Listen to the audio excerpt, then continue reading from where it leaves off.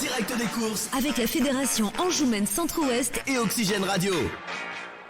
Allez, on se retrouve après la grande course de Haine-Angers, une course remportée par le numéro 10, Miralago, avec Raphaël Mayer, l'entraînement de Daniel Amela. La deuxième place pour le numéro 5, Éclair Dénet, troisième le numéro 8, Yoda, quatrième le numéro 4, Très Plumeur, cinquième le numéro 7 et sixième le numéro 3, Héraliste. Voilà pour l'arrivée de cette dernière course sur l'hippodrome d'Angers. On retrouve de nouveaux invités puisque Raphaël Mayer, qui vient de remporter cette course, est à nos côtés, et Jean-Claude Lambert, le président, qui nous donnera le mot de la fin tout à l'heure. On commence avec Raphaël. Félicitations pour cette victoire. Merci. Vous connaissez le système, vous êtes déjà venu sur notre plateau.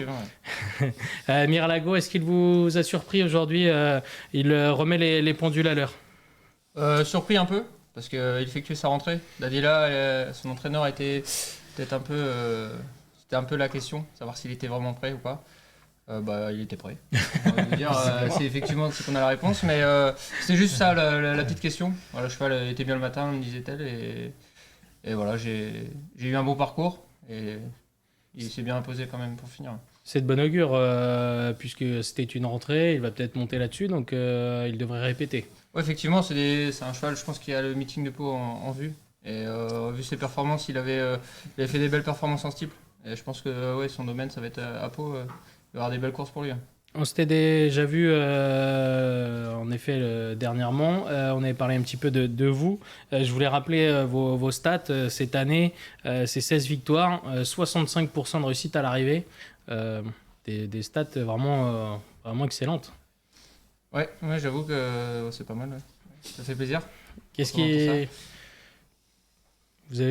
qui fait que... Quand on a les chevaux, c'est toujours pareil. On dit toujours un peu la même chose. C'est sûr que quand on a les chevaux, c'est forcément plus facile. Après, je pense que c'est aussi la forme. Et quand on a la confiance, notre confiance en nous et confiance aux chevaux, forcément, après les courses, on les monte peut-être un peu mieux, inconsciemment. Et avec des chevaux qui sont prêts et bien engagés, il y a juste à que tout se goupille bien, quoi, avec un peu de chance.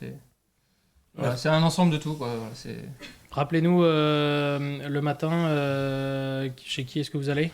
Moi je suis freelance, donc voilà, je travaille beaucoup avec Erwan Graal, on s'entend bien. D'accord. Et j'adore sa façon de travailler. Et donc voilà, ça se passe bien. Après, je saute à droite à gauche, mais surtout Erwan je privilégie Erwan, ouais. D'accord. Puisque c'est vrai que demain vous allez à Auteuil. Ouais.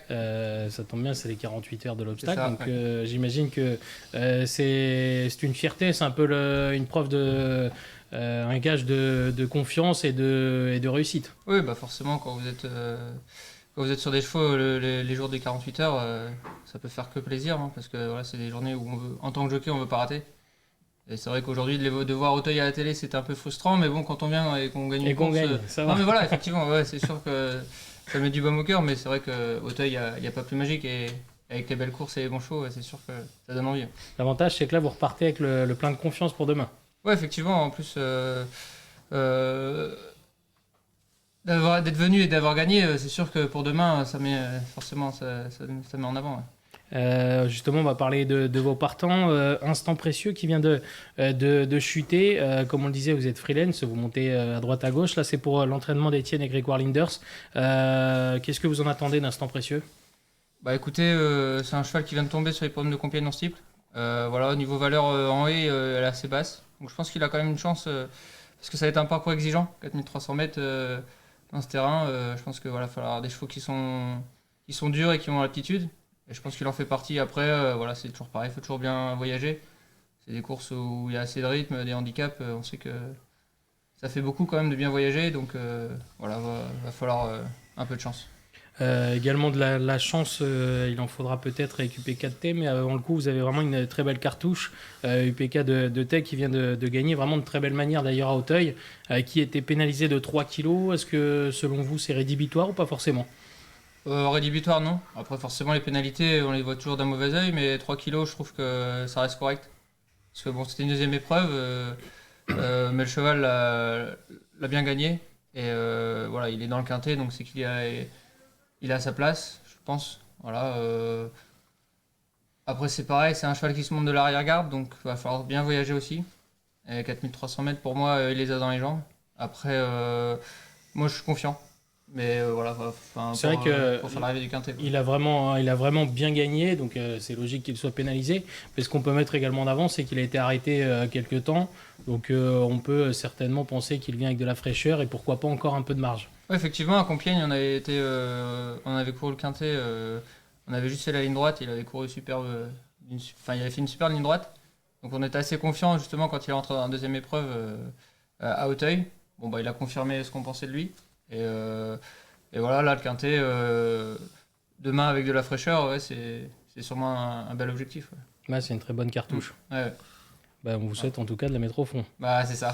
Faire aussi bien qu'aujourd'hui. Ouais, non, c'est sûr. Ouais. Non, mais ce serait génial de gagner un quintet le jour des 48 heures. Ouais. Et du coup, ça serait une belle récompense pour clôturer clôturer, on est encore assez tôt dans l'année, mais pour cette très belle année que vous avez réalisée. Ouais, c'est sûr. Ouais. En plus, ça reste des objectifs. Les 48 heures, c'est un peu le summum de l'automne. Donc, ouais, de finir sur un quintet, ouais, je dis pas non. Et pour cet hiver, où est-ce qu'on va vous retrouver ? Bah, je vais essayer de privilégier le meeting de Pau. D'accord. Après, c'est pas dit que j'aille à Cannes quand même. Mais bon, faudra que ça vale le coup, quoi, surtout. Parce que les déplacements, c'est assez exigeant. Parce que c'est pas hyper pratique de faire l'aller-retour. Parce que quand c'est les courses la veille, le lendemain, bon, voilà, faut que. S'il y a des belles cartouches, je ferai peut-être sur Moncagne aussi. Comme ça commence aussi un peu plus tôt. Mais je vais privilégier Pau cette année. Ok, merci. Voilà. On a pris note. On va vous suivre du coup cet hiver et pour demain également. Ouais. Je souhaite le meilleur avec UP4T notamment. Également votre autre cartouche, Instant Précieux. Merci beaucoup. On va désormais conclure cette journée. Tout s'est bien déroulé ? Oui, super. On a eu du beau temps, du public, voilà, des stands qui ont bien fonctionné. Qui ont bien fonctionné. Absolument. J'ai fait le tour. Visiblement, les gens sont contents, tout le monde est content, donc je crois que c'était vraiment une belle journée, une belle réussite. Et puis bravo à tous les à tous les jockeys pour leur victoire, c'est vraiment super. Et il y avait vraiment du public également. Alors c'est vrai qu'on le sait, c'est une réunion où il y a toujours du monde, mais une fois encore, ça a été le cas cette année. Oui, alors c'est compliqué parce qu'on a pas mal de concurrence. On a un cross à Angers qui attire pas mal de monde. On a le salon du cheval qui est à 2 pas d'ici qui attire aussi pas mal de monde. Mais bon, on arrive quand même à avoir du monde sur l'hippodrome, donc c'est ça qui est important. Et maintenant, on attend le public pour les prochaines courses, surtout qui sont le 22. D'accord. Voilà, courses de plat et d'obstacles, des courses premium, donc on espère qu'il y aura encore du public malgré le jour de semaine. C'est toujours plus compliqué. Mais voilà.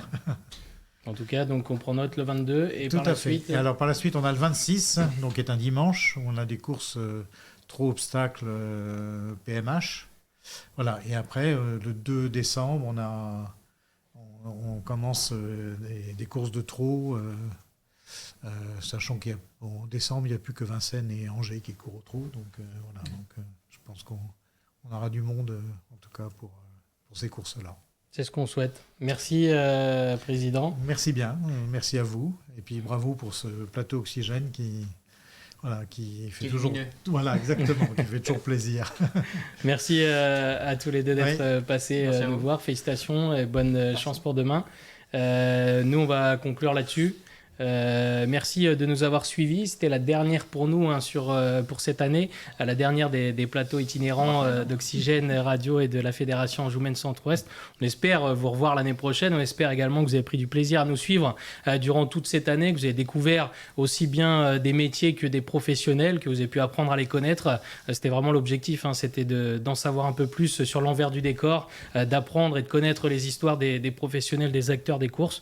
On espère vraiment que vous avez pris du plaisir autant que nous à faire toutes ces interviews.